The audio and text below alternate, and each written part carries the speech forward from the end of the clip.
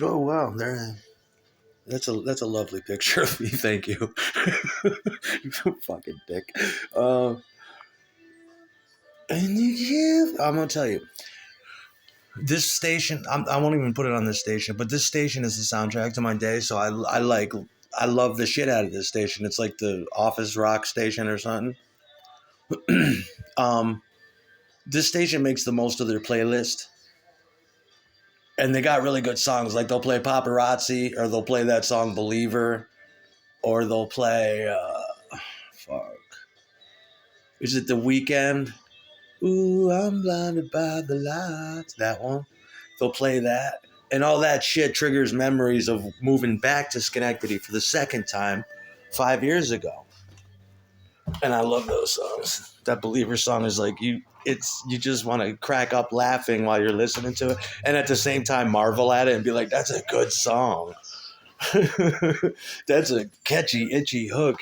Gets right under your skin. But like after like hearing, I grew up with U2, but I can't hear With or Without You anymore, ever again. I can't hear it ever again. It's one of those songs that makes you, if you're sitting by the radio on your hands and knees with a shotgun and a bottle and a big bottle of orange juice and Absolute vodka, and you're just like hoping that the DJ is gonna, or the automated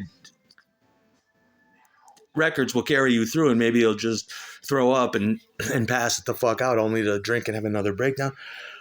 But With or Without You comes on, and you either leave the room or you pull the fucking trigger. I can't stand that song. I would like to get drunk with publishing moguls that control song distribution, and then sit down with them and be like, I'm program director. Who are you? You know, I'm the master chairman at you know, the old EMI or Atlantic or some 80s studio, but holding copyrights and holding and distributing music to services for restaurants, for radio, and be like, With or Without You on a whimsy over some fucking premium bourbon. We trade public, we trade licensing. And I'm like, I want to, and in this instance, I shall remove With or Without You. Trade me your Smashing Pumpkins tonight. Oh, I don't think so. Well, that's big old money on a shitty song with a somewhat new song.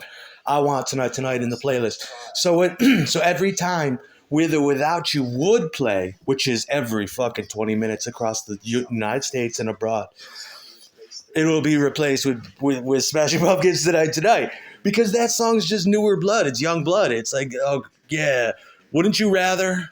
And then you got Paparazzi. You got all these good songs that play all day on the Office Rock station.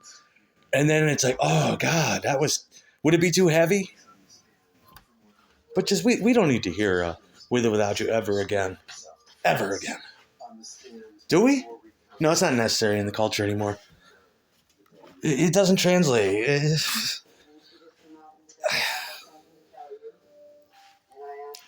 Okay, I understand. I understand. I grew up, I remember them from like New Year's Day and all that shit, and just I was literally there for that, and I had enough. That's just me. But it's weird how they get licenses for newer songs like that, but With or Without You, because it's filler, and they only got like 20 songs to pick from. But I'd be like, and imagine I won that. I won that bet. Not that would, yeah, that would put a lot of money in my pocket. Create disturbances in culture like that. Distorting, re-distort the memory back to, what if YouTube never existed at all? Would it fucking matter? You know? Believer. That's what I'm talking about, though.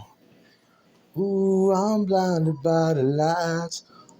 How much that song won't fade away, I bet. Will it? Or will it? What has? It's just such a weird song to throw in there, because it's like that's like 1986 or something. With or Without You. How the fuck is it up with these other guys?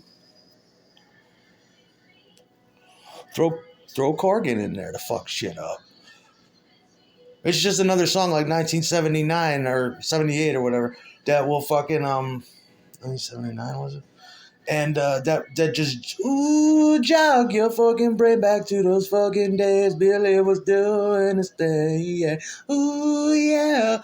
You know what I mean? That evokes nostalgia now.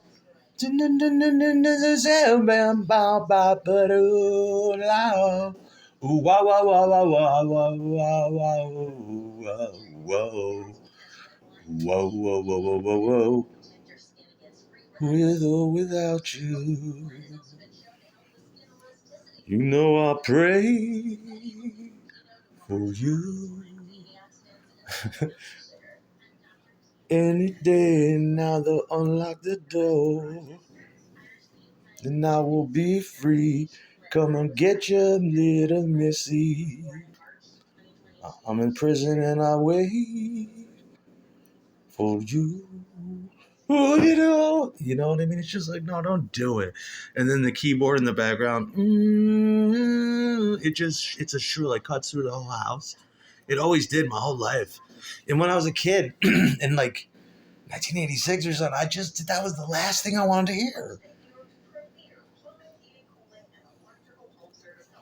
It failed to rock. I mean, it just, it failed to.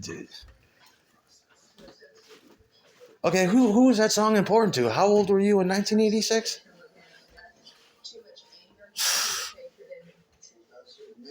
Does that song, does With or Without You evoke any kind of feeling in a 14-year-old? There's other songs that could.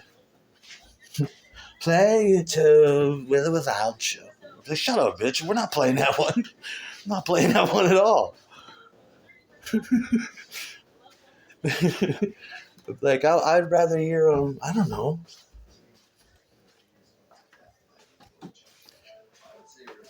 I bet you've had an ass full of, I do look like a lady. It's good to hear Aerosmith yeah, like, his songs from like 1993, they were hit masters. Strongly fucking the charts for a long time. Very talented group. I mean, their songs have gone and come again, and their other hits have bobbed and weaved throughout the charts since the fucking 1970s. They're a fucking peculiar group. Where Aerosmith, they did not fail to rock. Aerosmith indeed rocked the party very hard, like Bon Jovi or something. They was good. You know? There was no failure. You come back from the show, yeah, I seen it, but it was a failure. It was lacking in the way that it did not rock. It failed to rock. It was a misfire or something. It wasn't good, whatever it was. You don't want to have to play after Aerosmith, do you? A good primed, lubed, chugga steam train like any year from the 70s or 80s. I'm not a giant fan or nothing. I'm just saying. They mastered the art of harnessing the rock. They threw the fuck on. They threw the rocking on. Other bands did not. U2 is like a heroin. It sounds like heroin rock. Back, you know? Suicidal heroin rock. It's just gloomy. It's not like Doors gloomy, like good. It's doomy in a bad way.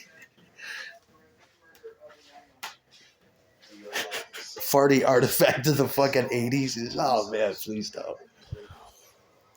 Throw some Corgan in there. Let him get in there and enjoy some fucking shits. His songs are genuinely good and they genuinely evoke nostalgia.